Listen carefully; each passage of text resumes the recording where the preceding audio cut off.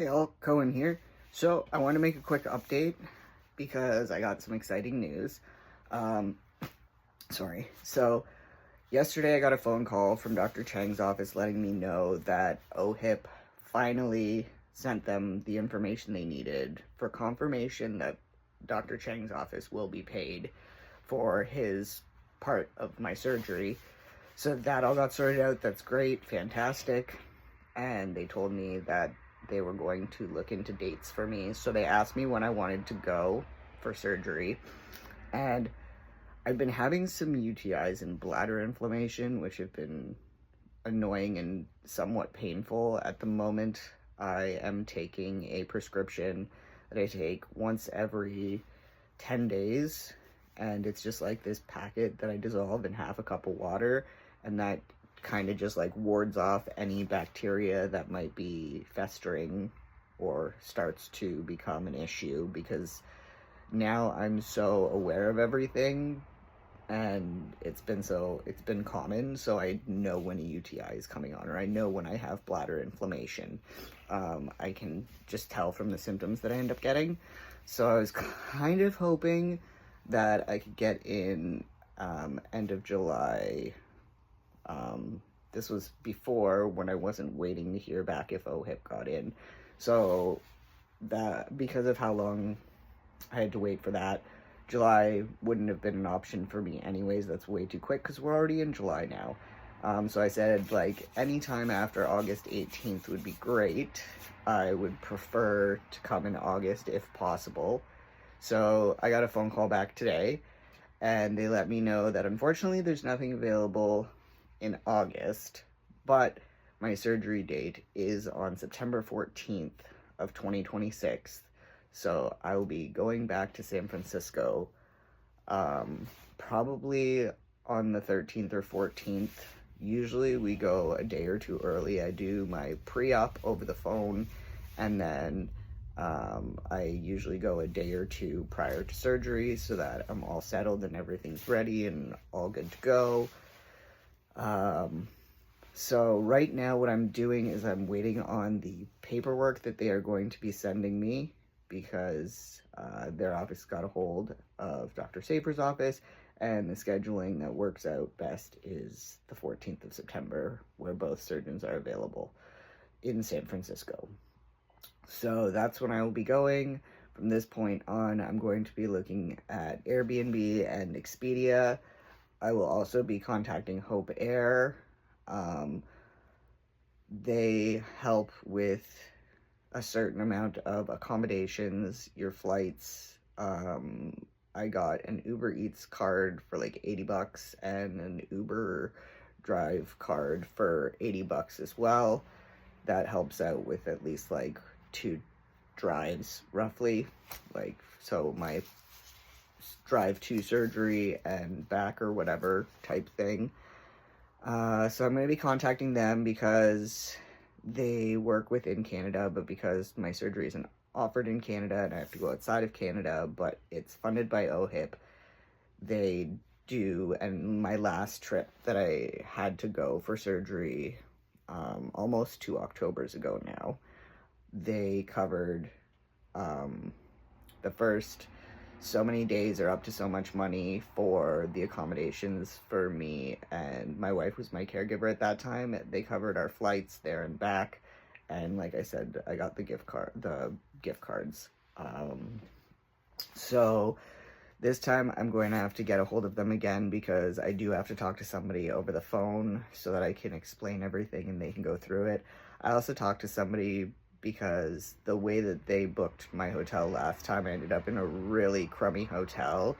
The website was great and it didn't have anything that looked like it would be an issue, but if you've watched my previous videos, the hotel I was put in was not great for recovery, so we actually switched hotels like a day and a half or 2 days after I had gone through surgery. We switched to a different hotel, which was actually closer to where we could have been to stuff in the surgeon's office in the hospital, and we found it cheaper as well.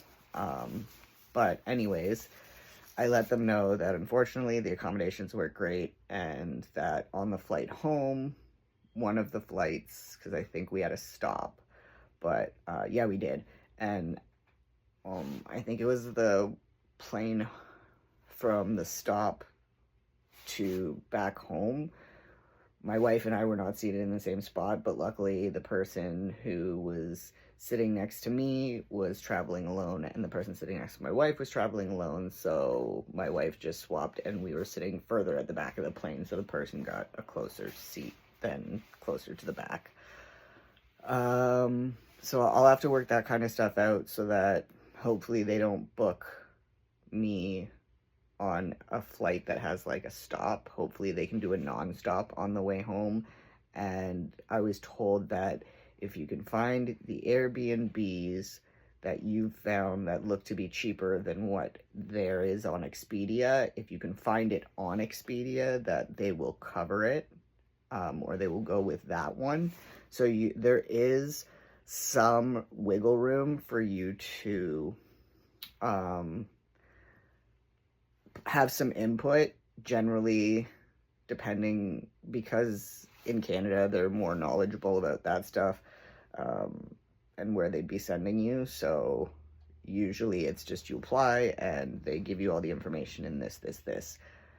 Whereas because I'm going to the States and it's different, and clearly what was found was something where the hotel didn't update their website at all to say that they were even under construction, let alone having the issues they were having. So I can't really blame Hope Air, but I did bring those things up to them, and they were very understanding of that and said that if I do have to go through this again, to email them and let them know the situation, and then I can actually talk to somebody over the phone and try to sort it out so it works out a little bit better. Because I've gone on Expedia, found a couple places that are okay, and it works out, but there's also other places that are on Airbnb that I'm not sure. I didn't see them on Expedia, but maybe if I could find them on Expedia, it would be something that works out. But yeah, that's where I'm at right now. Just waiting for my paperwork to come in. I believe I have to stay at least 2 weeks, until I'm 2 weeks post-op.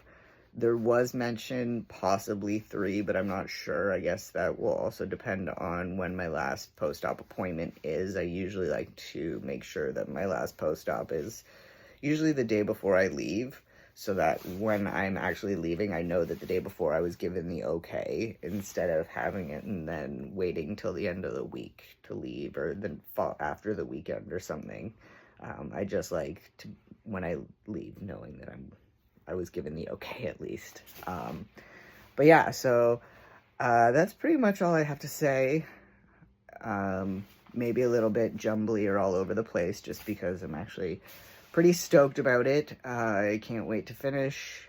I do wish I was getting in earlier just because of the issues that I've been having. However, I was looking into September anyways, so I guess it just works out that it's going to happen when I was originally planning on looking into it anyways. So once I have some more information, get my paperwork, because I've not done anything with Align before.